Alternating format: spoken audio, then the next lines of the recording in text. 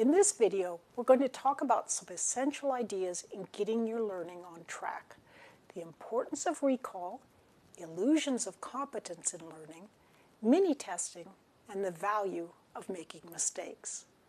One of the most common approaches for trying to learn material from a book or from notes is simply to reread it. But psychologist Jeffrey Karpicki has shown that this approach is actually much less productive than another very simple technique, recall. After you've read the material, simply look away and see what you can recall from the material you've just read. Karpicki's research, published in the journal Science, provided solid evidence along these lines. Students studied a scientific text and then practiced it by recalling as much of the information as they could. Then they restudied the text and recalled it again. That is, they tried to remember the key ideas once more. The results? In the same amount of time, by simply practicing and recalling the material, students learned far more and at a much deeper level than they did using any other approach, including simply rereading the text a number of times or drawing concept maps that supposedly enriched the relationships in the materials under study. This improved learning comes whether students take a formal test or just informally test themselves. This gives an important reminder. When we retrieve knowledge, we're not just being mindless robots. The retrieval process itself enhances deep learning and helps us to begin forming chunks. It's almost as if the recall process helps build in little neural hooks that we can hang our thinking on. Even more of a surprise to researchers was that the students themselves predicted that simply reading and recalling the materials wasn't the best way to learn.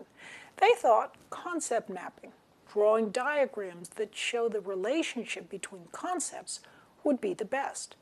But if you're trying to build connections between chunks before the basic chunks are embedded in the brain, it doesn't work as well. It's like trying to learn advanced strategy in chess before you even understand the basic concepts of how the pieces move. Using recall, mental retrieval of the key ideas, rather than passive rereading, will make your study time more focused and effective. The only time rereading text seems to be effective is if you let time pass between the rereadings so that it becomes more of an exercise in spaced repetition. One way to think about this type of learning and recall is shown right here. As we mentioned earlier, there are 4 or so slots in working memory. When you're first learning how to understand a concept or a technique to solve a problem, your entire working memory is involved in the process, as shown by this sort of mad tangle of connections between the 4 slots of working memory. As you begin to chunk the concept, you will feel it connecting more easily and smoothly in your mind. Once the concept is chunked, it takes up only 1 slot in working memory.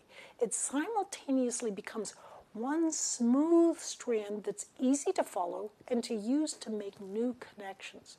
The rest of your working memory is left clear. That dangling strand of chunked material has, in some sense, increased the amount of information available to your working memory. It's as if the slot in working memory is a hyperlink that's been connected to a great big web page. Now you understand why it is key that you are the one doing the problem solving or mastering the concepts, not whoever wrote the solution manual or book on whatever subject you're studying. If you just look at the solution, for example, and then tell yourself, oh yeah, I see why they did that, then the solution is not really yours. You've done almost nothing to knit those concepts into your own underlying neural circuitry. Merely glancing at a solution and thinking you truly know it yourself is one of the most common illusions of competence in learning. You must have the information persisting in your memory if you're to master the material well enough to do well on tests and to think creatively with it. In a related vein, you may be surprised to learn that highlighting and underlining must be done very carefully. Otherwise, it can not only be ineffective, but also misleading. It's as if making lots of motions with your hand can fool you into thinking you've placed the concept in your brain. If you do mark up the text, try to look for main ideas before making any marks, and try to keep your underlining or highlighting to a minimum, one sentence or less per paragraph. On the other hand, words or notes in a margin that synthesize key concepts are a very good idea. Jeff Karpicki, the same researcher who's done such important work related to recall, has also done research on a related topic: illusions of competence in learning. The reason students like to keep rereading their notes or a textbook is that when they have the book, or Google, open right in front of them, it provides the illusion that the material is also in their brains. But it's not. Because it can be easier to look at the book instead of recalling, students persist in their illusion, studying in a way that just isn't very effective. This is a reminder that just wanting to learn the material and spending a lot of time with it doesn't guarantee you'll actually learn it. A super helpful way to make sure you're learning and not fooling yourself with illusions of competence is to test yourself on whatever you're learning. In some sense, that's what recall is actually doing, allowing you to see whether or not you really grasped an idea. If you make a mistake in what you're doing, it's actually a very good thing. You want to try not to repeat your mistakes, of course, but mistakes are very valuable to make in your little self-tests before high-stakes real tests, because they allow you to make repairs in your thinking flaws. Bit by bit, mistakes help correct your thinking so that you can learn better and do better.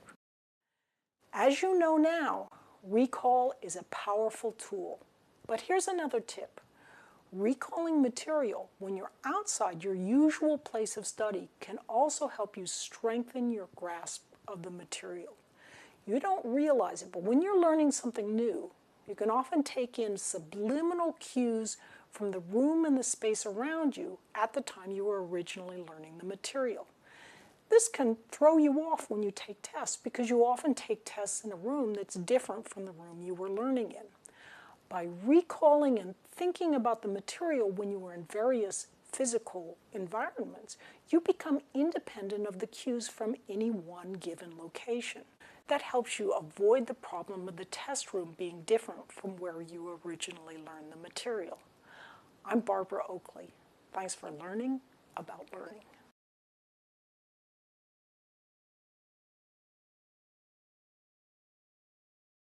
Mistakes are very valuable to make in that your little...